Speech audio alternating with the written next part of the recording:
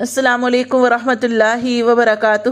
آج انشاءاللہ تبارک و تعالیٰ میں قرآن مجید کے کچھ فضائل آپ کے سامنے رکھوں گی۔ دیکھیں، قرآن مجید وہ کتاب ہے جو تمام کتابوں کی سردار ہے اور سب سے بہترین اور سارے نبیوں سے افضل نبی، سارے نبیوں کے سردار نبی حضرت محمد صلی اللہ علیہ وآلہ وسلم پر نازل فرمائی گئی، اور یہ سب سے بہترین مہینے رمضان المبارک کے مہینے میں، اور اس کی بھی ایک خاص رات لیلۃ القدر کے اندر اللہ تبارک و تعالیٰ نے اس کو آسمان دنیا سے زمین پر نازل فرمایا۔ اور یہ کتاب جو ہے جس مہینے میں نازل کی گئی وہ بہت خیر و برکتوں والا مہینہ ہے، اور اس کی جو رات ہے لیلۃ القدر، اس کی فضیلت قرآن مجید کے اندر اللہ تعالیٰ نے جو ہے وہ بیان فرمائی ہے، کہ جس میں اللہ تبارک و تعالیٰ نے فرمایا کہ یہ رات جو ہے، جس نے اس رات کو پا لیا لیلۃ القدر کو، گویا اس نے 1000 مہینوں سے زیادہ ثواب حاصل کیا۔ یعنی یہ اتنی زیادہ برکت والی رات کے اندر اللہ تبارک و تعالیٰ نے اس قرآن مجید کو نازل فرمایا۔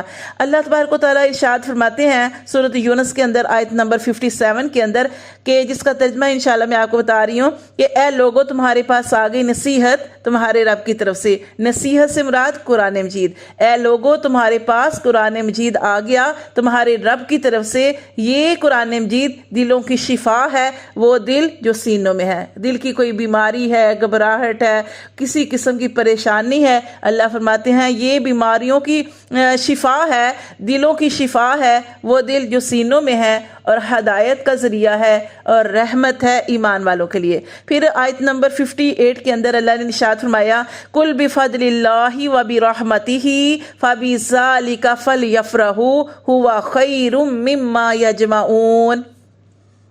اے محمد صلی اللہ علیہ وآلہ وسلم، آپ فرما دیجئے، پس تم اللہ کے فضل اور اس کی رحمت کے ملنے پر خوشیاں مناؤ، یہ سب سے بہتر ہے۔ اللہ کا فضل اور رحمت کیا ہے؟ اللہ نے ہمیں یہ کتاب جو ہے قرآن مجید جو ہے عطا فرمائی۔ اللہ فرماتے ہیں کہ پس تم اس کے ملنے پر خوشیاں مناؤ، یہ سب سے بہتر ہے جو وہ جمع کرتے ہیں۔ انسان کس کے پیچھے لگا ہے؟ کہ انسان مال و دولت کے جمع کرنے پہ لگا ہے اور اسی کو کامیابی سمجھتا ہے۔ اللہ تعالیٰ نے فرما دیا کہ کامیابی کیا ہے؟ کہ جس کو قرآن مل گیا اس نے بہت بڑی نعمت حاصل کر لی۔ اللہ تعالیٰ ہم کو قرآن مجید کی، ہم سب کو قرآن مجید پڑھنے کی، سمجھنے کی اور اس پر عمل کرنے کی توفیق عطا فرمائے۔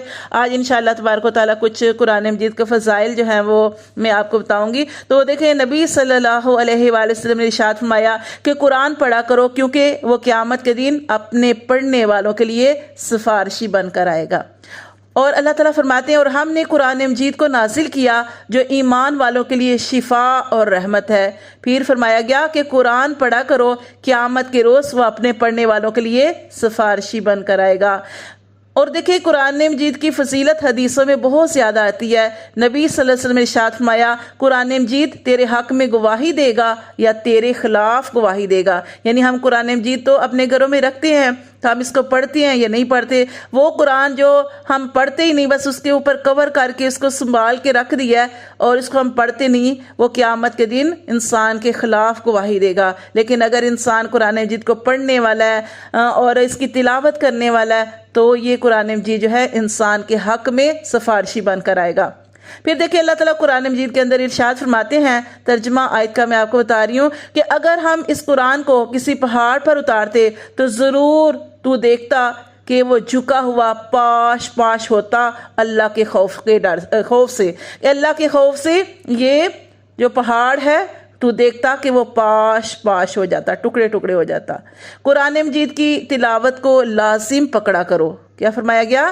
کہ قرآن مجید کی تلاوت کو لازم پکڑا کرو، یہ قرآن تیرے حق میں نور ہے اور آسمانوں پر تمہارے لیے ذخیرہ ہے۔ پھر آگے فرمایا گیا، یہ قرآن برکت والا ذکر ہے اور ہم نے نازل فرمایا ہے۔ یہ قرآن برکت والا ذکر ہے جسے ہم نے نازل فرمایا ہے۔ پھر آگے فرمایا گیا کہ تم صبح اور شام کو 3 مرتبہ سورۃ اخلاص، سورۃ فلق اور سورۃ ناس، اس کو صبح شام 3 دفعہ پڑھا کرو، یہ تمہیں کافی ہو جائیں گی۔ ٹھیک ہے، یہ جو سورۃ اخلاص ہے، سورۃ فلق اور سورۃ ناس، ٹھیک ہے، جادو تویز نہیں ہوتا، جو ہاتھوں کے حسد سے انسان جو ہے محفوظ رہتا ہے، اور انسان جو ہے یہ صورتیں پڑھتا ہے تو اللہ کی پناہ میں آ جاتا ہے۔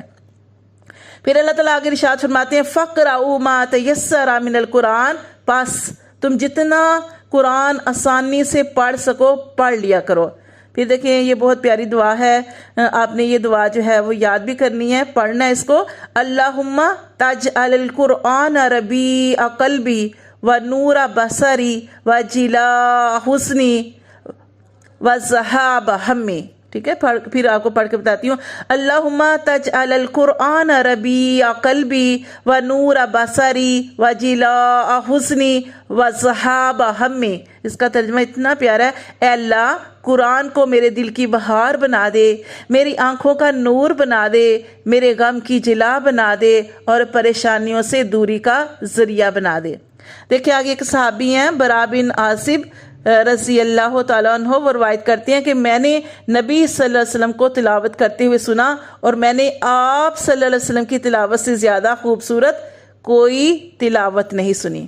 پھر آگے ارشاد فرمایا گیا، حدیث میں آتا ہے کہ تم میں سے بہتر وہ شخص ہے جو خود قرآن سیکھے اور سکھائے۔ اس کی بہت زیادہ فضیلت ہے، تو اس لیے قرآن مجید کو